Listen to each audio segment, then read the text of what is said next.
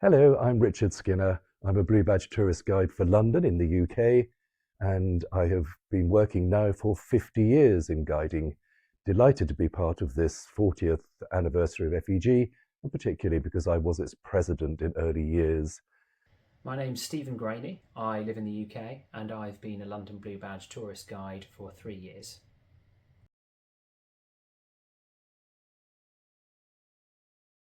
Basically, I was a translator in an office and decided that wasn't the best way for me to be using my languages. So I went over to tourist guiding and have been ever happy since. I decided to become a tourist guide because I was working as an actor in London, and it's a very good idea when you're an actor to have another source of income.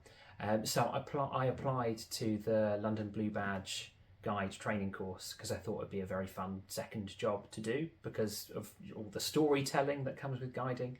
So that's why I went into the guiding profession.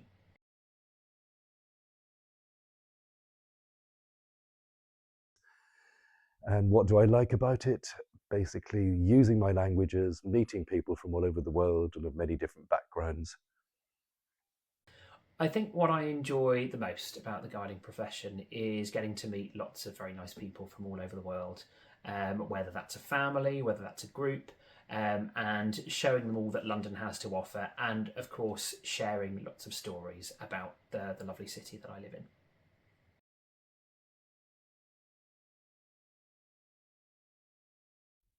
It certainly now is less seasonal. There's tourism all year round, although we have gone a little bit the other way, where in some places we have over tourism and some of the sites have so many visitors that their experience may not be as good as we would like it to be. It's difficult to say what's changed the most in guiding because I've been only guiding for 3 years.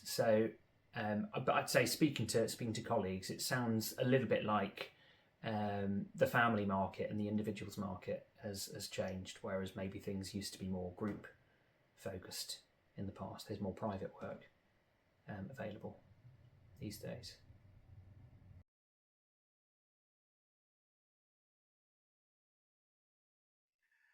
So the improvements since I started, we have communications in terms of mobiles and internet that were not there when I started.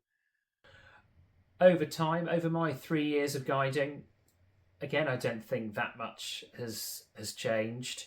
Um, I think for me, it's getting used to all of the practical side of being out and about working. You learn all of the information side and your guiding technique and all of that when you train as a guide. But it's actually being on the job where I think the real learning comes of working with moment to moment scenarios. But the job, the industry and the profession as a whole, I think, yeah, a bit early to say.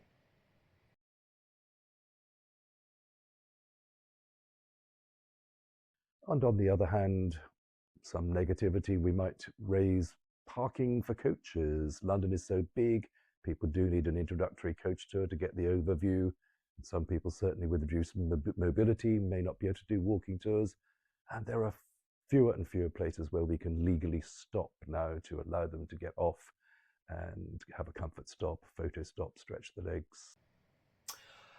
Again, I don't feel in the short time I've been a guide, I don't really feel we've lost much in the last few years. I'm sure if you ask someone who's been guiding much longer than I have, I mean, I know there are things that have become more tricky in London, especially when it comes to things like where to park a coach. So there used to be a coach park near St Paul's Cathedral, for example, but that's all from before I was guiding. But for me, not that much change in 3 years, I think.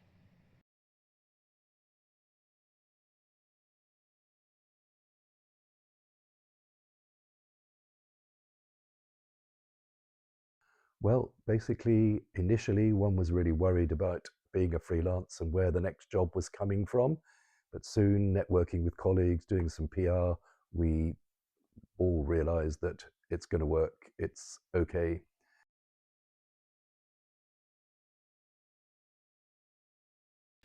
I think my biggest challenge starting out as a guide is finding a bit of a balance between preparing for jobs but not over preparing for jobs. I think in my first year as a guide, I was maybe staying up a little bit too late the night before a job, going over every single one of my notes.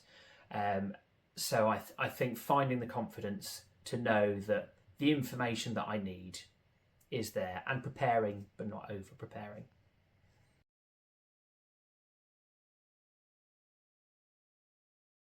And audio guides appeared a bit later, and we thought, oh, we're going to be replaced by audio guides, but no, we've done our good work, we've done our PR, and people do want us. They do want face-to-face, in-person tours to this day.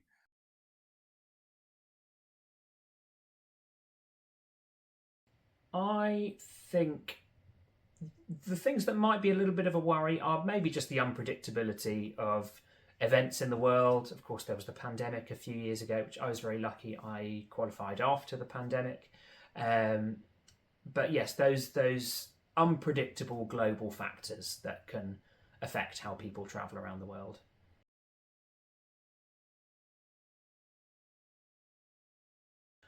I think the thing that surprised me most about becoming a guide is the training was very much geared around guiding larger groups. But again, I've guided plenty of groups, but I also find myself working a lot with families and individuals, and the smaller private market. So I think that was a little bit of a surprise.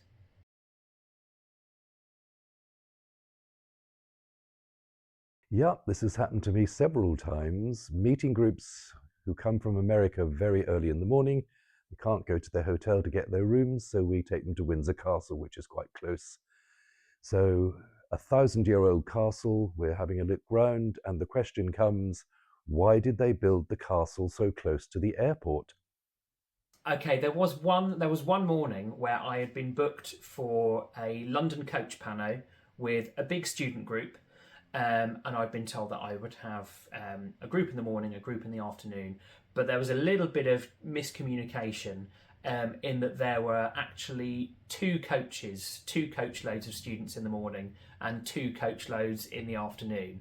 So in the morning, I found myself basically straddling between two coaches, not physically, not with one leg on each or anything, but I kind of had to speak. I was on the mic on one coach for one little stop outside Westminster Abbey. And then I gave both groups a sort of a little walk around, and then I had to hop over to the other coach and do the next leg of the journey with them. And fortunately, this is how great the guiding community is, because it was the same deal for the afternoon. I managed to find a colleague who could come and join me for the other coach for the afternoon slot. But yeah, that morning I was jumping between two coaches. That was a little bit hairy.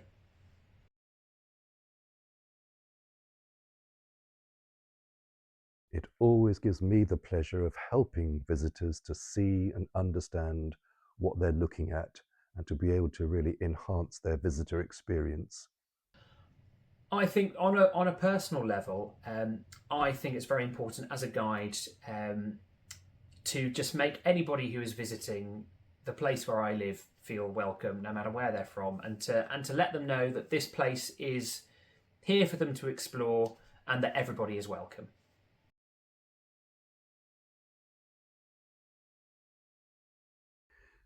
I'm happy that people continue to enjoy the interactive experience we're able to give them. We interact with them in terms of questions and understanding their particular perspective on things. And we're also very much involved as we go along in helping safeguard the cultural and natural heritage of the area that we're working in. I think it's very important. The guiding profession is very important because again, it comes back to storytelling. I feel quite proud that we as guides we are custodians of the stories of the places where we guide, and I think it's a real privilege to be able to pass all of that on and to keep those stories alive. And also, I think in this digital age, the ability to be able to have that live in-person connection with someone and to tell somebody a story face to face. I think that's very important.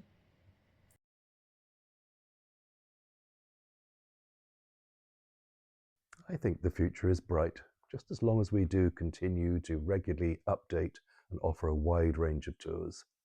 I like to think that there will always be a demand for having a person to take you around on a tour somewhere face to face. Of course, I mean there's lots of virtual tours are becoming increasingly popular. So perhaps in the future there'll be a little bit of balancing between doing some work in person, but that maybe also sometimes being the guide in somebody's headphones, taking them remotely around London.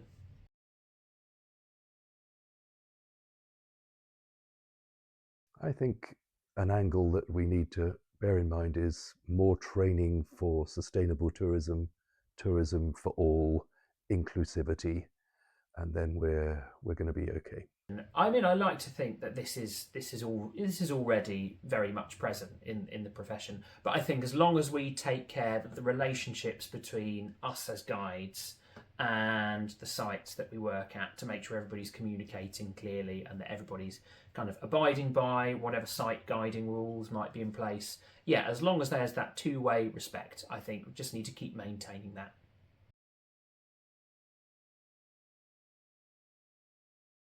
If you're curious and into lifelong learning and enjoy working with people, guiding is for you. If somebody was asking me for advice about becoming a tourist guide, I would first of all say just be prepared, certainly from the point of view of doing the Blue Badge training for London. It was a very intensive 18-month course. So glad I did it because the job at the other end is so satisfying, and it genuinely is a privilege to be a guide in London.